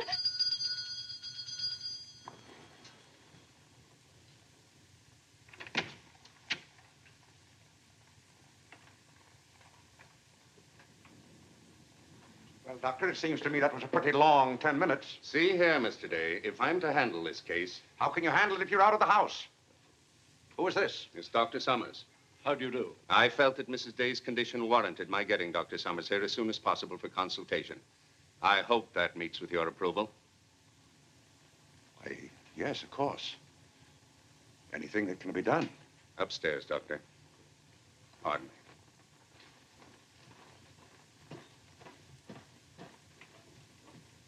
Mrs. Day is in good hands now, Mr. Day. There's nothing you and I can do at the moment to help. Dr. Lloyd. Yes? There's something that's troubling Mrs. Day's mind. Oh? I think you know what I refer to. Yes. You mean the fact that you've never been baptized? Yes, I gathered that you knew about it from your sermon last Sunday. But let's not get angry. I think something had better be done about it. Yes, Mr. Day? When the doctors get through up there, I want you to talk to Mrs. Day. I want you to tell her something. Why, I'd be glad to. You're just the man to do it. She shouldn't be upset about this. I want you to tell her that my being baptized would just be a lot of confounded nonsense. But, Mr. Day... No, she'd take your word on a thing like that. And we both must do everything we can to help her now. But the solution is so simple. It would take only your consent to be baptized. That's out of the question. And I'm surprised that a grown man like you would suggest such a thing.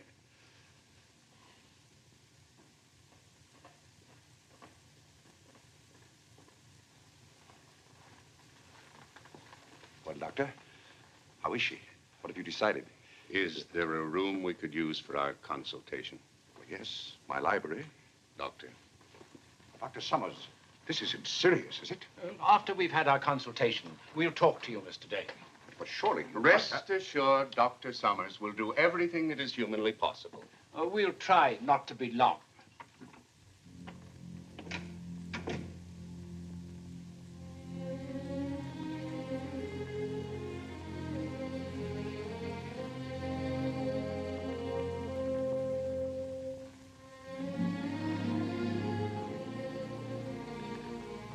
Tell me, this Dr. Summers, he's very highly thought of, isn't he? Oh, yes. Well, if Vinnie is seriously... If anyone could help her, he could. Don't you think? Very fine physician. But there is a greater help, ever present in the hour of need. Let us turn to him in prayer. Let us kneel and pray.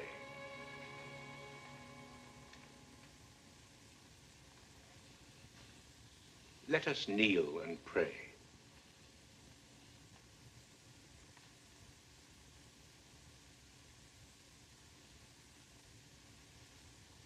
O Lord, look down from heaven. Behold, visit, and relieve this thy servant who is grieved with sickness. Have mercy on her, O Lord. Have mercy on this miserable sinner. Forgive her, and extend thy accustomed She's goodness. not a miserable sinner, and you know it. Oh, God! You know Vinnie is not a miserable sinner. She's a fine woman. She shouldn't be made to suffer. It's got to stop, I tell you. It's got to stop. Have mercy, I say. Have mercy, I tell you. What's the matter, Claire? What's wrong? Vinnie. Vinnie, what are you doing down here? You shouldn't be out of bed. You get right back upstairs. I heard you call. Do you need me? Vinnie, I know now how much I need you. Get well, Vinnie. I'll be baptized. I promise. I'll be baptized. You will? I'll do anything. Oh, Claire. We'll go to Europe, just we two. You won't have to worry about the children or the household accounts. Or... Vinnie. Don't worry, Mr. Day. She'll be all right now. Bless you for what you have done. What did I do? You promised to be baptized. I did? Oh, Gad!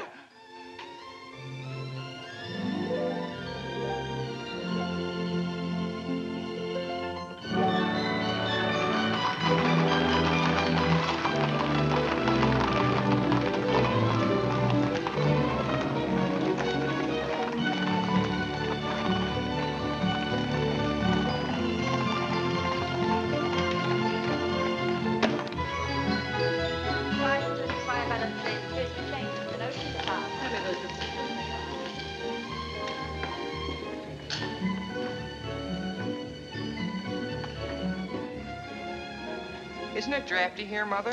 Shall I get your coat, Mother? The No, doctor said thank you you. mustn't take cold. I'm quite comfortable, thank you. Come on now, let's stay together. Holland, don't you get lost again. Aren't the hats lovely this year? Ostrich feathers. You wouldn't wear that hat, would you, Mother? I think that's very pretty. I think they're all pretty. Oh, I do need some pink silk thread. Oh, isn't this applique beautiful? Just arrived from Paris, madam. It's charming. What are you looking for, Mother? Oh, I'm just shopping. I think I'll just take a plain one, but this is the very latest. We've only had them in a few days. Remember, Mother, this is your first day out. You mustn't get too tired. No, I'm saving myself, dear. I have to. Cousin Cora's coming tomorrow. She is? Does Father know about it? Not yet. Is Mary coming too? Yes, dear. Harlan, don't touch things. I'll bet you knew it. No, Look, honest, Mother, I just didn't. like Father. Not tomorrow. Yes, it is, isn't it? Aren't the sleeves a little long? Exactly fits well like across the yours. shoulders. Come on now, Harlan. Now, take about my the hand. sleeve. Don't get lost again. Do we have any more of this material? Yes, we do. Store doesn't Thank you. like you to touch things. This one is genuine imitation Dresden. The original design by Durier. John, isn't this the darlingest thing? It's exactly what I've always wanted. How much is this lovely pug dog? $15, ma'am. $15? Gee whiz, Mother. We can buy a real-life bloodhound for $5. Oh, isn't he perfectly adorable? Oh, I shouldn't. I know I shouldn't. Mrs. Day. Oh, Mrs. Whitehead.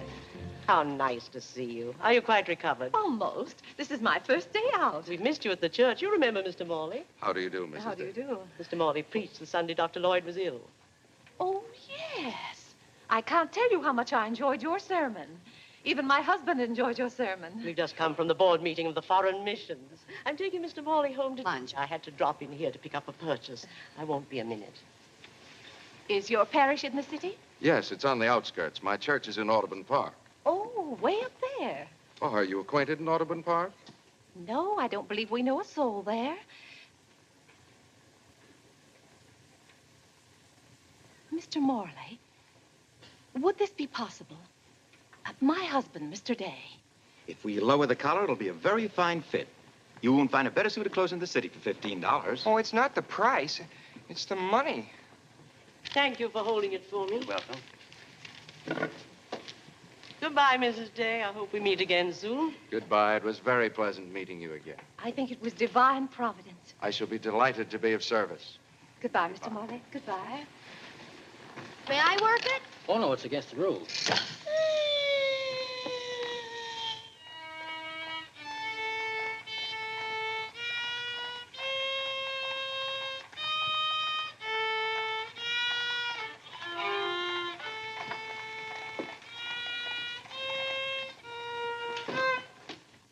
Hello. What did you bring home more medicine for? Dr. Bartlett paid us off, didn't he? Oh, yes. Oh, Jiminy, you scared me. I've got to take $15 right down to McCreary's. I bought a suit there this morning, and I said I'd have the money this afternoon. Gee, that's too bad. What's too bad? Well, you see, Clarence... What? Dr. Bartlett paid us off in medicine. Oh, Gad! Well, he thanked us, too, for our services to mankind. But my suit, I've got to have it tomorrow. And besides, they're making the alterations. I've got to have $15. Maybe you could offer them 15 bottles of medicine. Oh, they wouldn't take it. McCreary's don't sell medicine. Father. Vinny, I'm home. Good afternoon, sir. How's your mother, Clarence? Oh, the ride this morning did her a lot of good. She'll be well enough to go to church with us next Sunday. Ah, fine. Oh, Father, have you noticed I haven't been kneeling down in church lately? Don't let your mother catch you at it. Then I have to have a new suit of clothes right away. That doesn't make sense. I can't do anything in your clothes that you wouldn't do. Well, if my old clothes make you behave yourself, I don't think you ought to wear anything else. Oh, no, you're you and I'm me. I want to be myself. I mean, suppose I should want to kneel down in front of a girl. Why, in heaven's name, should you want to do a thing like that? Well, I've got to propose to a girl sometime. Clarence. Well, not right away, but for $15 I can get a good suit of clothes. Clarence, you're beginning to talk as crazy as you... Hello, Vinny. You feeling better today, huh? Much better, thank you, Claire. You don't have to hurry home from the office every day like this. With business the way it is, there's no use going to the office at all. Yes, you do look better, Vinny. What did you do today? Well, I got a carriage and took the boys for a ride, and we stopped in at McCreary's. And, oh, Claire, I've the most wonderful news for you. Who do you think I met? Mr. Morley. Morley? Never heard of him. Remember that nice young minister who substituted for Dr. Lloyd one Sunday? Oh, yes. Right young fellow. Preached a good, sensible sermon. Short one, too. Ought to be more ministers like him. Well, Claire, his parish is in Audubon Park. You know, way up above Harlem. Nobody knows you up there. You'll be perfectly safe. Safe? Vinny, what the devil are you talking about? I've gone all over everything with Mr. Morley, and he's agreed to baptize you. Oh, he has. The young whippersnapper. Very nice of him. We can go up there any morning. We don't even have to make an appointment. Who said I was going to be baptized at all? Why, Claire, you did. Now, Vinny. You gave me your promise, your sacred promise. You said I'll be baptized. I promise I'll be baptized. Well, what if I did? Claire, aren't you a man of your word? Vinny, we all thought you were dying. So naturally I said that to cheer you up. As a matter of fact, the doctor told me that's what cured you.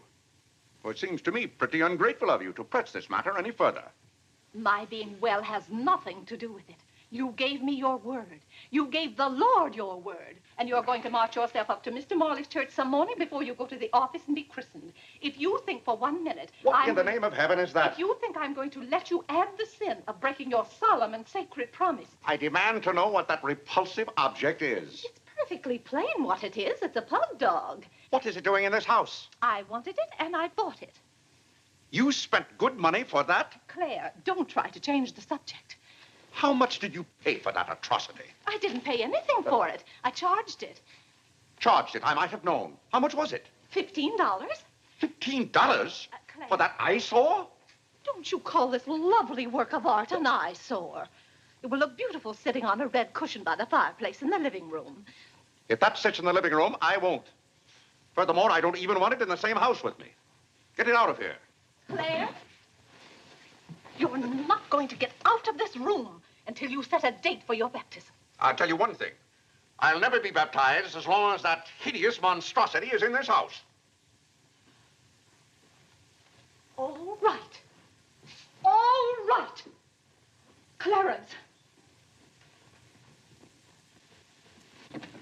That pug dog goes back this afternoon, and he's christened first thing in the morning. You heard him, didn't you, Clarence? You heard him say that he'd be baptized as soon as I got this pug dog out of the house.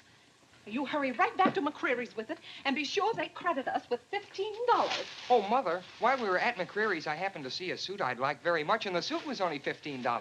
Well, Clarence, I'm afraid your suit will have to wait until after I get your father christened. Well, no, I meant that since the suit cost just the same as the pug dog, if I exchanged the pug dog for the suit...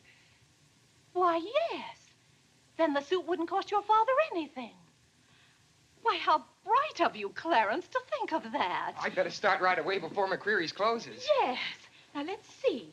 If we're going to take your father all the way to Audubon Park, Clarence, on your way back, you stop at the livery stable and tell them to have a cab here at 8 o'clock tomorrow morning. Mother, a cab? Do you think you ought to? We can't walk all the way to Audubon Park. But you know what a cab does to Father. This is a very important occasion. All right. Get one of their best cabs, the kind they use at funerals. Well, those cost $2 an hour, and if Father gets mad... Well, if your father starts to argue in the morning, you remember. Oh, he agreed to it. We both heard him.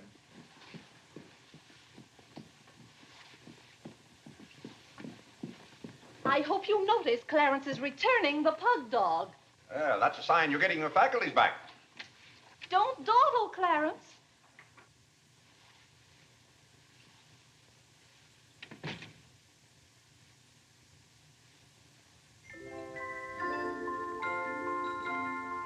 Come to me, sweet Marie, not because your face is fair, dear to see. Vinny, it's good to hear you singing again.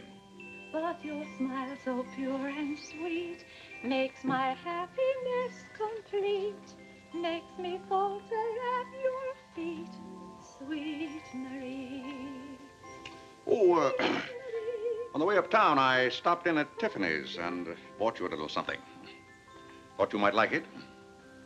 Claire! What a beautiful ring! I'm glad if it pleases you. Oh, Claire, how sweet of you. I don't know how to thank you. Well, it's thanks enough for me just to have you up and around again. You know, when you're ill, Vinny, this house is like a tomb. There's no excitement. That's the loveliest ring you ever bought me. Now that I have this, you needn't buy me any more rings. Well, if you don't want any more. What I'd really like now is a nice diamond necklace. Vinny, do you know how much a diamond necklace costs? Yes, I know, Claire, but don't you see, your giving me this shows I mean a little something to you.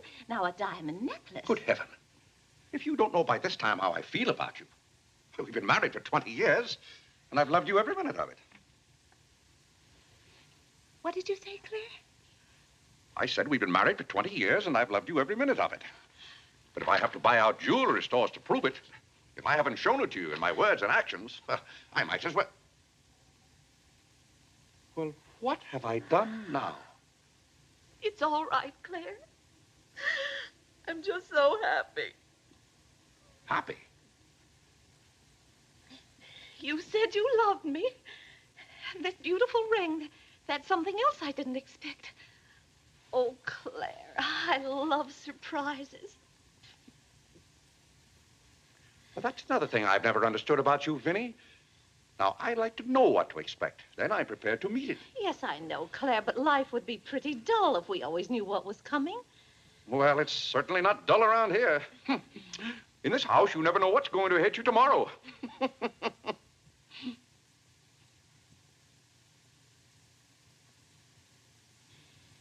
Every daisy in the dell knows my secret, knows it well, and yet I dare not tell thee, sweet Marie,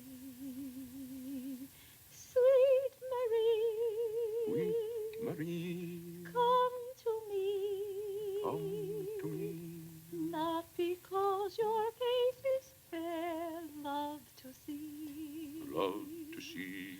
Every daisy in the dell knows my secret, knows it well, and yet I dare not tell thee, sweet Marie.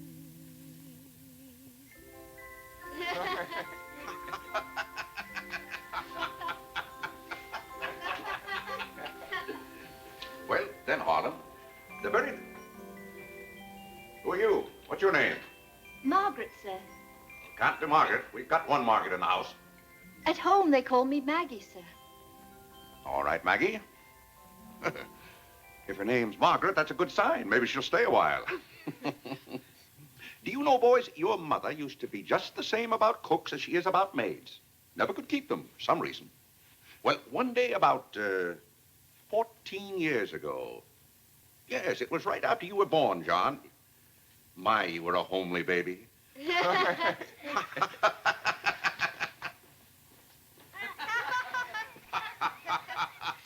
you, Margaret.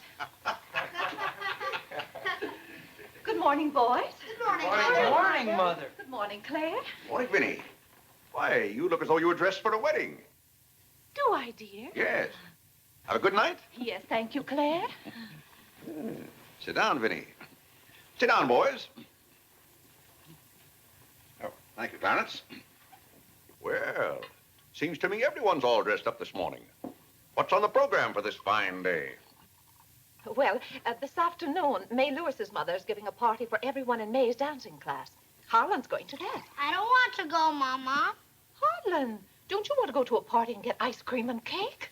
May Lewis always tries to kiss me. When you get a little older, you won't object to girls wanting to kiss you. Will he, Clarence?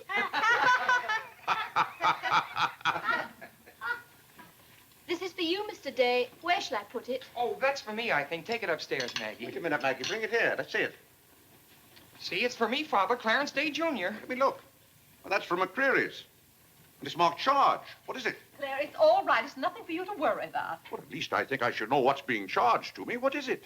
Claire, stop your fussing. It's a new suit of clothes for Clarence, and it isn't costing you a penny. It's marked charge $15. It's costing me $15.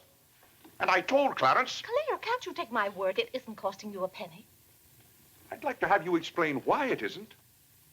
Because Clarence took the pug dog back and got the suit instead. Of course. And they'll charge me $15 for the suit. Nonsense, Claire. We gave them the pug dog for the suit, don't you see? Then they'll charge me $15 for the pug dog. But, Claire, they can't. We haven't got the pug dog. We sent that back. Well...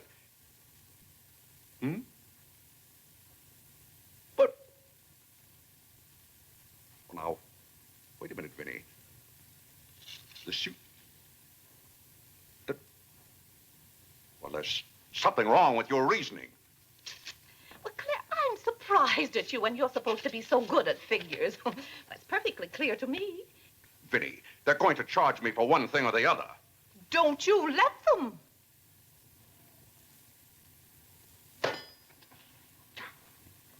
Well, McCreary's aren't giving away suits and they aren't giving away pug dogs.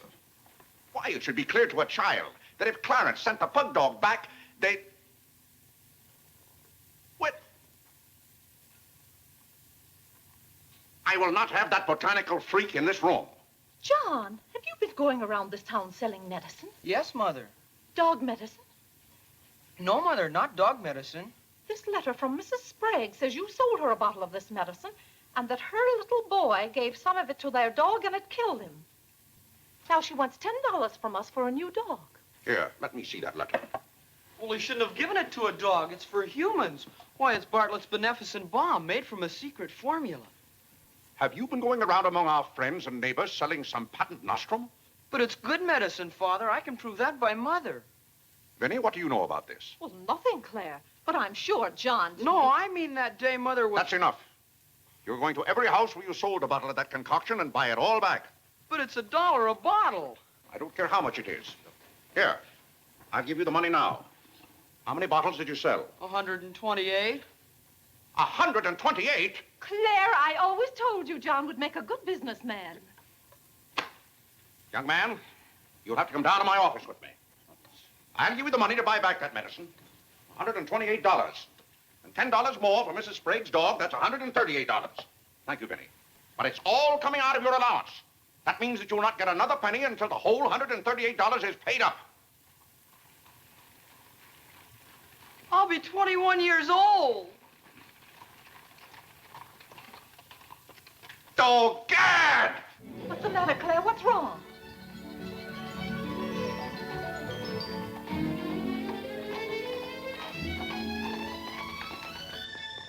Those gypsies are back. Don't anyone answer the door. They're moving in on us again, bag and baggage. I won't have it, I tell you. I won't have it. Now, Claire. Don't let them in. Claire, hush up. They'll hear you. Tell them to get back in that cab and drive right on to Ohio. As if we could turn our own relatives away. But they're extravagant enough to take cabs when horse cars run right by our door. And now you be quiet and behave yourself. John, come help with the baggage. Why do they always have to pounce on us without any warning? Cora, Mary. Well, it's so good to have you back again. How are you, Vinny? We've been so worried about you. Oh, I'm fine now. Did you have fun in Springfield? Was it? John. My, you're still growing. Thank you, Cousin John, Cora. go get the baggage. There's Hello. Whitney. How are you, darling? Fine, thank you. And little Harlan. Have you been a good boy? No. Claire, the girls are here. Cousin Claire, here we are again. My, it's so nice to be back. How do you do, Mr. Day?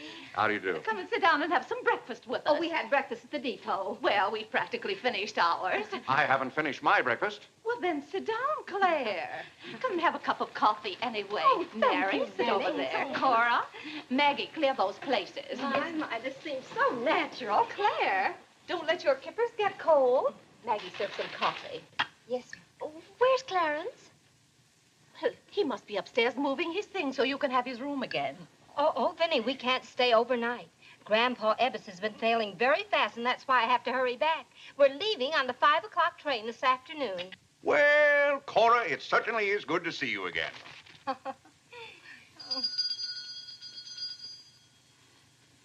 Well, who can that be? Well, this time it can't be another special delivery letter for Clarence. While you were in Springfield, our postman was kept pretty busy. It's the cab, ma'am. Cab? What cab? The cab that's to take us to Audubon Park. Oh, who's going to Audubon Park? We all are. Cora, the most wonderful thing has happened. Claire is going to be baptized this morning. Vinny, what are you saying? I'm saying you're going to be baptized this morning. I am not going to be baptized this morning or any other morning. You promised yesterday that as soon as I sent that pug dog back, you'd be baptized. I never said anything remotely like that. Clarence was right there and heard you. That's why I ordered the cab. The cab. Vinny, you send that right back. I'll do nothing of the kind. I'm going to see that you go to heaven. I can't go to heaven in a cab. Well, you can start in a cab. I'm not sure they'll ever let you into heaven, but I know they won't unless you're baptized. They can't keep me out of heaven on a technicality. Claire, stop quibbling. You may as well face it. You've got to make your peace with God. Until you stirred him up, I had no trouble with God. Harlan, Whitney, come get your Sunday hats. Clarence, John. Yes, Mother? Hurry, we're ready to go. Oh, my prayer book. Harlan, come let me fix your tie. Vinny, are you mad? Was it your plan that my own children should witness this indignity? Why, Claire, they'll be proud of you. I suppose Harlan is to be my godfather. Vinny, I won't go through with this thing. That's final. Claire, dear, if you feel that way about it. I do. Then we won't take the children with us. I'm not talking about the children. I'm ready, Mother. Oh, John. Vinny, I haven't time for anything like that this morning. I've got to take John down to my office with me and give him the money to buy back that dog medicine. But it wasn't dog medicine, sir. Young man, we're starting downtown this minute. You do no such thing. You gave me your sacred promise that day I almost died. Yes, and she would have died if we hadn't given her some of that medicine. That proves it's good medicine. You gave your mother some of that dog medicine? John, you didn't. Yes, we did, Mother. We put some in your tea that morning. Oh, John. Do you realize you might have killed your mother? You did kill Mrs. Sprague's dog. John, I'll have to give considerable thought as to how you're to be punished for this. But Claire... No, Vinny. When I think of that day, why, we might have lost you. You're all right now, thank heaven. But what I went through that afternoon, the way I felt, I'll never forget it. You've forgotten it already. What do you mean? That was the day you gave me your sacred promise. Yes, but I wouldn't have given you my promise if I hadn't thought you were dying. And you wouldn't have almost died if John hadn't given you that dog medicine. Don't you see? Well, the whole thing is illegal. Suppose I had died. It wouldn't make any difference to you. You don't care whether we meet in heaven or not. You don't care whether you ever see me and the children again. Now, Vinny, you're not being fair to me. It's all right, Claire. If you don't love us enough, there's nothing we can do about it. But that has nothing to do with it. I love my family as much as any man. All my life, I've struggled and worked just to... Gad, there's that cab.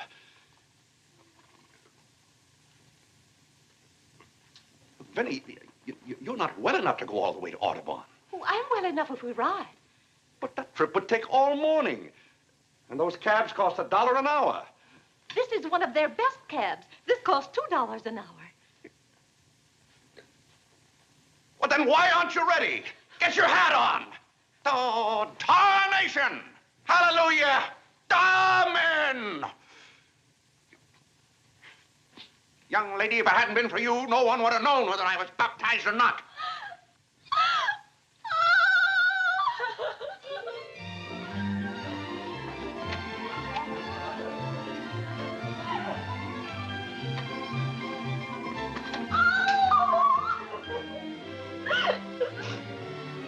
Oh, Gad!